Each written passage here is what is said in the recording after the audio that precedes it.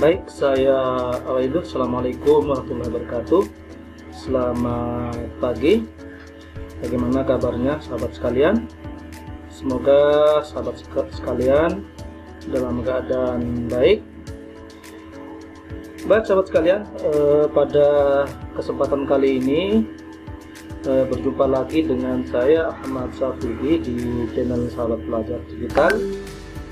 Masih pada pelajaran dasar-dasar manajemen perkantoran dan layanan bisnis. Adapun elemen dan capaian pembelajaran kita pada pagi hari ini, kita masih masuk di elemen 2, perkembangan penerapan teknologi dan isu-isu global dalam manajemen perkantoran dan layanan bisnis.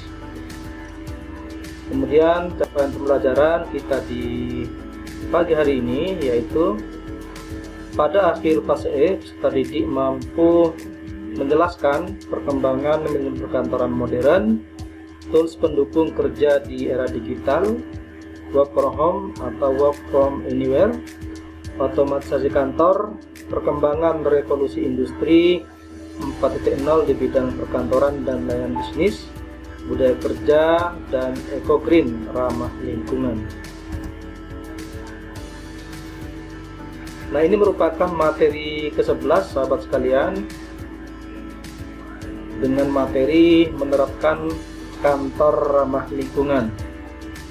Adapun pokok bahasan yang akan kita bahas di pagi hari ini yaitu yang pertama, definisi kantor ramah lingkungan, kemudian manfaat menerapkan prinsip ramah lingkungan, dan upaya menciptakan kantor ramah lingkungan. Baik, kita masuk pada materi yang pertama, yaitu definisi kantor ramah lingkungan.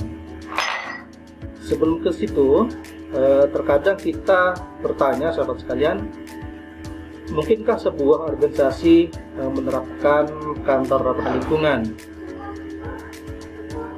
Tentunya mungkin saja, karena kita semua termasuk perusahaan,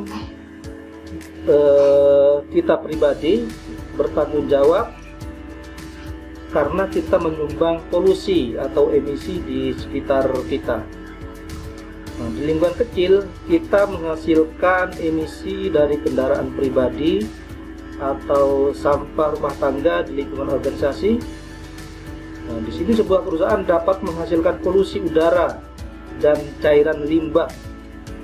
Nah, untuk mengurangi efek tersebut, organisasi dapat menerapkan prinsip kantor ramah lingkungan. Sahabat sekalian, memiliki kantor ramah lingkungan tidak mengharuskan perusahaan untuk membangun atau memindah lokasi gedung manajemen. Manajemen di sini bisa menerapkan langkah kecil seperti paperless atau menggunakan pencahayaan alami. Nah, seperti apa kantor ramah lingkungan? Nah, di sini kantor ramah lingkungan, eco-friendly office, merupakan tempat bekerja yang berdampak baik terhadap lingkungan. Tujuannya menciptakan kantor tersebut adalah mengurangi jejak karbon dan mengurangi limbah dari barang-barang yang digunakan sehari-hari, serta menerapkan hal-hal yang berkelanjutan. Nah, sahabat sekalian, sebuah penelitian menunjukkan bahwa produktivitas karyawan yang meningkat di kantor yang lebih ramah lingkungan, di sini menghasilkan 26% peningkatan fungsi kognitif dan 15% peningkatan produktivitas karyawan. Nah, sedangkan karyawan yang bekerja untuk perusahaan ramah lingkungan juga dilaporkan merasa lebih sehat, lebih energik, dan lebih puas dalam pekerjaan mereka. Walaupun tidak bekerja di perusahaan, kita dan tim tetap bisa meningkatkan produktivitas dan memiliki kesehatan prima. Caranya dengan menerapkan prinsip ramah lingkungan dimanapun lokasi kantor berada. Kita juga dapat memulainya dari hal paling sederhana atau paling memungkinkan, salah satunya hanya mencetak dokumen penting saja. Kemudian selanjutnya, apa manfaat menerapkan prinsip ramah lingkungan? Nah, di sini ada beberapa manfaat dari menerapkan prinsip ramah lingkungan. Yang pertama adalah employer branding, kemudian tempat kerja efisien, dan menghemat dana operasional. Nah, apa itu employer branding? Nah, ini merupakan metode untuk memperoleh kandidat berkualitas. Biasanya strategi HR ya dalam menarik perhatian kandidat ditampilkan melalui akun perusahaan di Instagram. Di akun tersebut, tim akan mengunggah gambar atau video disertai penjelasan mengenai budaya perusahaan, kegiatan perusahaan, hingga karyawan bercerita tentang pekerjaannya. Tim juga bisa menceritakan serta mengunggah foto bahwa perusahaan sedang menjalankan prinsip eco-friendly di lingkungan kantor mereka bekerja. Nah, berdasarkan penelitian pada 2016 ya, sebanyak 83% karyawan akan lebih loyal kepada perusahaan yang membantu mereka berkontribusi pada masalah sosial dan lingkungan. Ini penelitian yang dilakukan oleh Communication ya pada tahun 2016. Dengan demikian, tak ada salahnya menjalankan dan menampilkan kepedulian perusahaan terhadap lingkungan di media sosial, karena itu akan menarik perhatian pencari kerja yang ingin melamar di perusahaan kita. Kemudian yang kedua adalah tempat kerja efisien. Nah, pada umumnya kantor ramah lingkungan menghasilkan tempat kerja yang lebih efisien dan produktif. Nah, di sini pengaturan cahaya alami dan sirkulasi udara di kantor dapat membantu kenyamanan karyawan sehingga mereka bekerja lebih produktif.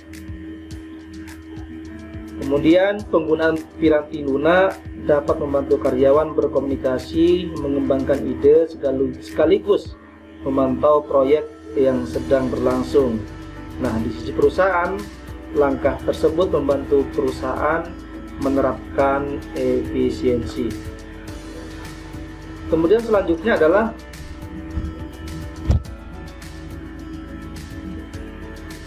menghemat dana operasional. Nah, di sini ya tentunya dengan menerapkan prinsip ramah lingkungan dapat menghemat dana operasional.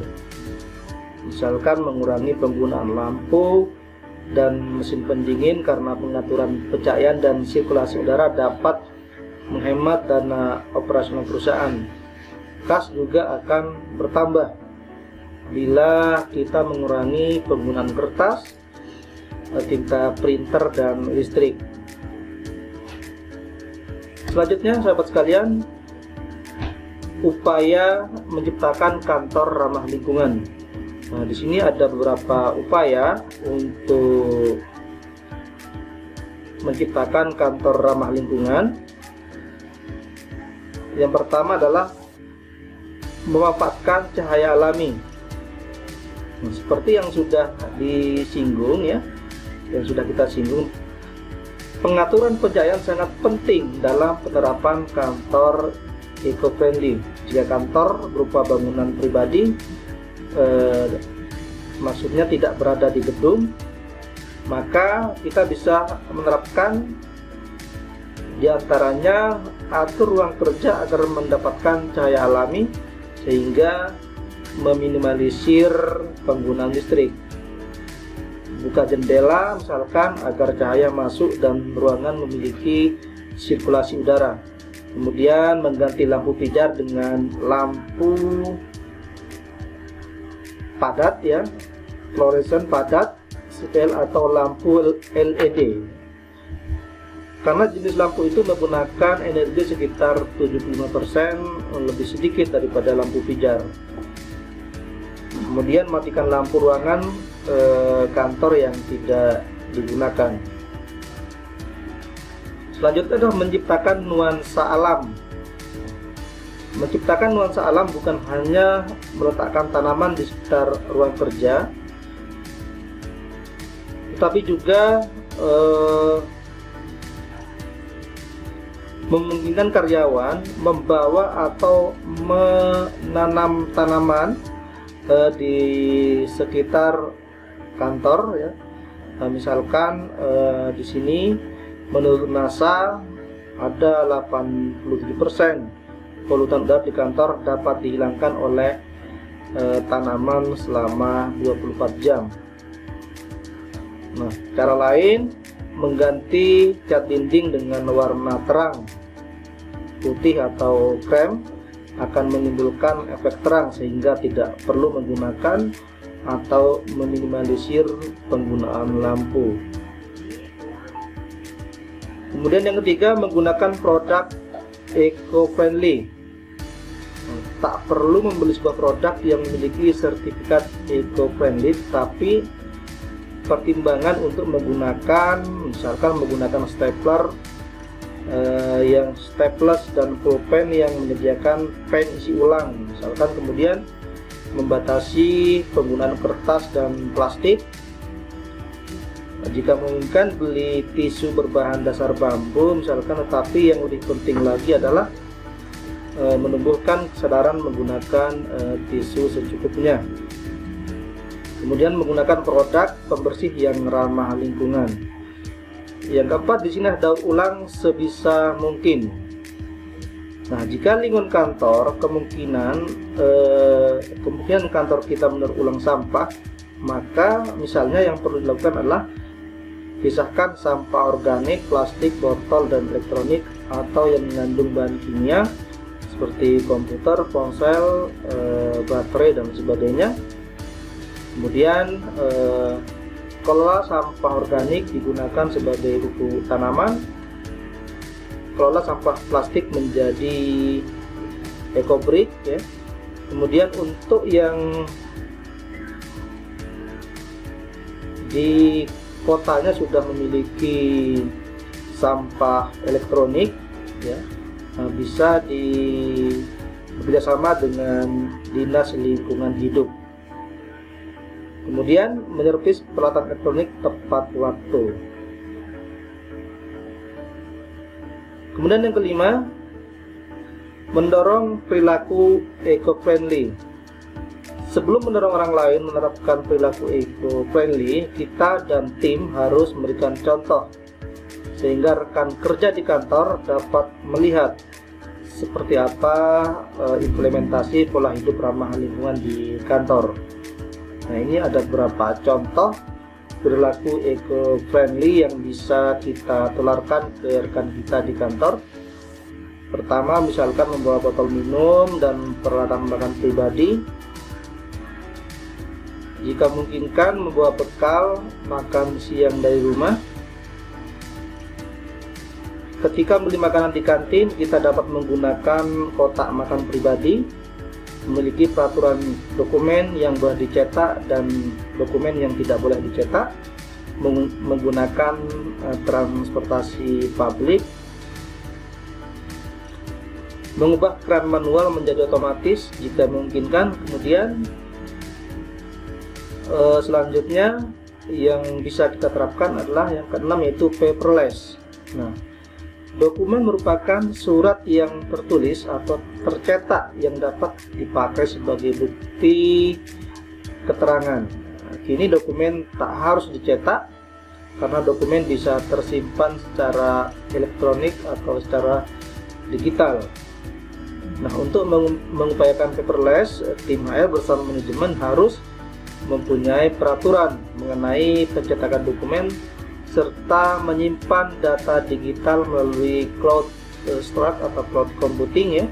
Penyimpanan berbasis cloud atau berbasis awan ini bisa kita gunakan misalkan Google Drive, OneDrive ya, yang versi gratis. Kemudian selanjutnya adalah yang ketujuh, ciptakan tim berkelanjutan. Nah, sahabat sekalian, saat menciptakan tim berkelanjutan, katakanlah kepada mereka bahwa keberlanjutan perusahaan juga ada di tangan karyawan selain manajemen dan pimpinan. Dengan demikian, tim memiliki tanggung jawab serta ide untuk membuat kantor ramah lingkungan dari perspektif berbeda. Kalau mereka tidak tertarik melakukan upaya ini, ada baiknya kita melakukan pelatihan perilaku eco-friendly dari ahli tentang eco-friendly atau kantor ramah lingkungan. Itu sahabat sekalian yang dapat saya sampaikan di pertemuan pagi hari ini. Jika ada pertanyaan, silakan ditulis di kolom komentar. Terima kasih. Saya akhiri. Assalamualaikum warahmatullahi wabarakatuh. Terima kasih.